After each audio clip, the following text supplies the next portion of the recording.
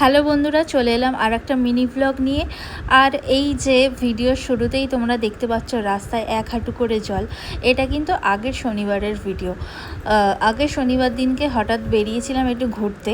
তো আমি যদি জানতাম না রাস্তায় এত জল জমে আছে, আমি সত্যি কথা হারগিজ আমি বেরোতাম না।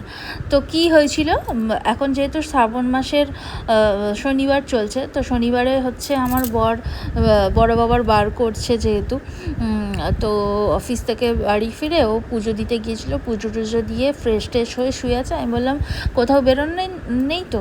বলছে না, কোথাও বেরোনোর নেই। আমি বললাম তাহলে চলো একটুখানি ঘুরতে বেরোই। তো বললো ঠিক আছে, রেডি হও, চলো ঘুরে আসি। তা আমি বললাম যে ঠিক আছে, তাহলে গঙ্গায় যাব ঘুরতে। আমাদের এখানে চড়িয়ালে ইন্দিরা ঘাট বলে একটা জায়গা আছে, তো সেখানে আমি যাব বলেছিলাম। ইন্দিরা ঘাটে ওটা হচ্ছে পার্ক আর কি, গঙ্গার ওপরে। তো বললো ঠিক আছে চলো সেখানেই যাব। তো যখনই চড়িয়ালে এন্ট্রি নিল, মানে অফিস টাইম যেহেতু শনিবার দিনকে হাফবেলা সবার অফিস ছুটি হচ্ছে, তো এত গাড়ি ঘোড়া চলছে। আমার বর বলছে যে আর যেতে পারবো না, এখানে গঙ্গার ধারা আশেপাশে একটা ভালোই জায়গা আছে, তো চলো সেখান থেকে ঘুরিয়ে আনি। আমি বললাম ঠিক আছে, নো প্রবলেম, চলো। তারপরে ওখানে জুতো টুতো খুলে মন্দিরে প্রবেশ করেছি, আর মন্দিরের পাশে এরকম একটা সুন্দর জায়গা দেখলাম, সেখানে আমি একাই চলে গেলাম।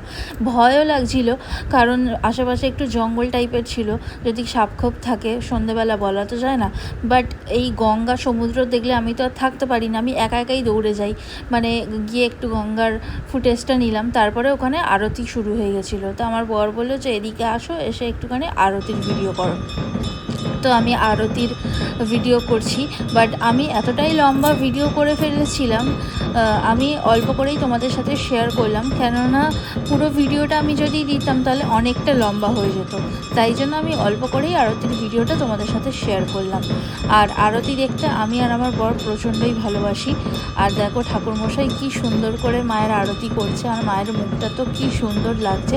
তো যাই হোক, আরতি দেখে আমরা বললাম যে চলো এবার বাড়ির দিকে যাই। আর প্রচণ্ড গরম লাগছিল, মানে ভ্যাপসা গরম পড়েছিল সেদিনকে। এই যে বাড়ির দিকে যাচ্ছি, তখন ছিলাম হচ্ছে বাটার ওখান দিয়ে যাচ্ছিলাম।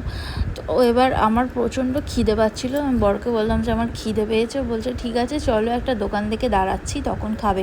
আর ও যেহেতু খাবে না বাইরের খাবার, ও নিরামিষ খাবে।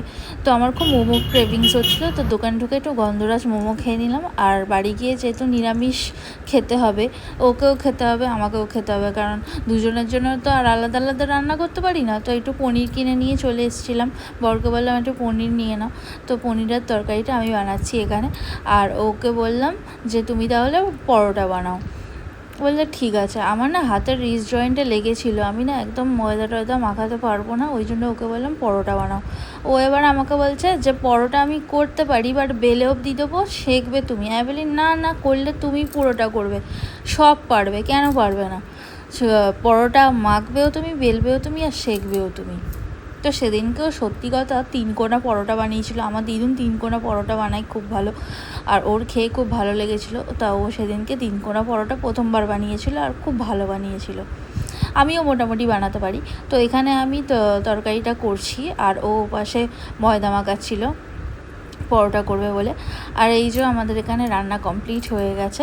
তো এই যে তরকারিটা আমি করেছি, আর পরোটাটা ও বানিয়েছে। চলো টাটা, দেখাবে পরের ভিডিওতে।